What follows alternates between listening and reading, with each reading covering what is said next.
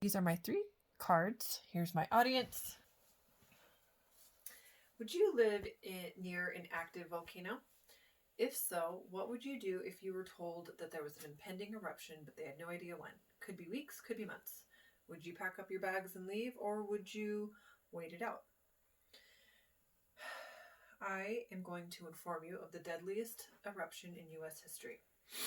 I have done research on the topic, and I am currently taking a geology course covering all things Earth to include volcanoes. I would like to shed light on volcanoes, how they form, how not all are the same, and some are more deadly than others. First, let's talk about one way in which a volcano can form.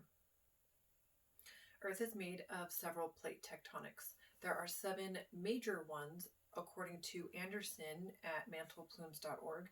He states that these 7 make up 94% of Earth's surface area, with plenty of smaller plates scattered throughout.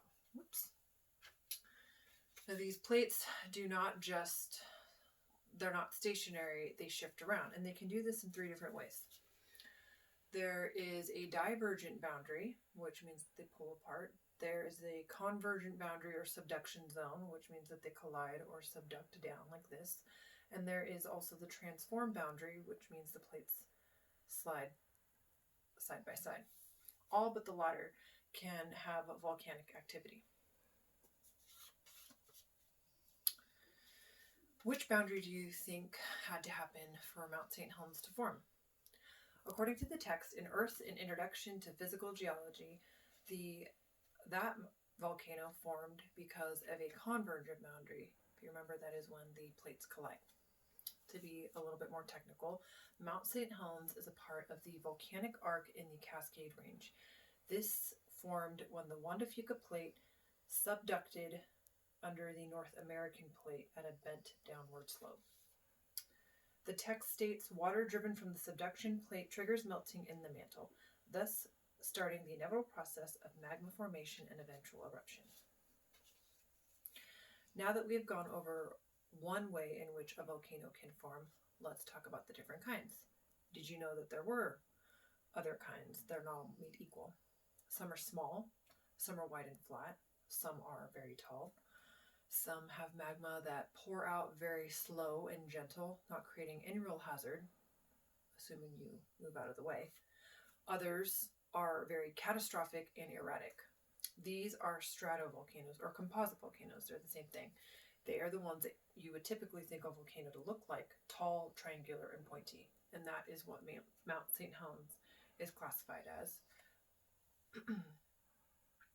San Diego State University states that the stratovolcanoes typically form around convergent boundaries. They can be found anywhere around the Earth, but they are particularly abundant around the Pacific Ocean, also known as the Ring of Fire. The Cascade Range is included in this.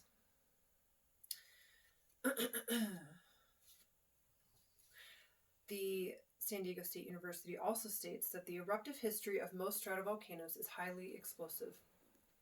It is associated with deadly pyroclastic flows composed of hot volcanic fragments and toxic gases that advance down slopes at hurricane-like speeds. They erupt erratically. Now that we have covered the formation and established that not all volcanoes are made the same or equal, let's move on to the event. Mount St. Helens erupted in 1980. It did not just explode upward, it projected a blast from its side. Volcanologists were present both in the air and on the ground. Plenty of townspeople did not evacuate, with some even camping at the base. The United States Geological Survey, or the USGS, states the events as follows. After months of earthquakes and small explosions, it caused the volcano to erupt. High-speed blasts leveled millions of trees, and the eruption fed the towering plume of ash for 9 hours. Another publishing by the USGS states that the damage from the Lahara destroyed over 200 homes and more than 185 miles of road, leaving maps useless in the area because they were completely unrecognizable. A lahara is a deadly slurry of water mixed with mud, pyroclastic material, rocks, debris, leaving a massive wake of destruction. NASA Goddard's YouTube channel states that the earthquake's bulge collapsed. The earthquake caused the volcano's bulge to collapse, leaving a mile-wide chunk on the north face to disappear. The energy was equivalent to 15 Hiroshima atom bombs, and the pyroclastic explosion had speeds of up to 400 miles per hour. The lateral explosion caused 1,300 feet of the mountain to disappear instantly. The dense plume was 15 miles high, the sky turned black, and breathing became impossible. Cities 300 miles away were forced into an emergency shutdown because of the ash, and within 2 weeks, the entire globe was covered in ash. It is known as the deadliest eruption in U.S. history, with 57 casualties. Another publishing by the USGS, specifically on the future eruptions, states that Mount St. Helens is expected to erupt again in our lifetime, but the force of that blast and the avalanche is not, now that there is a deep crater.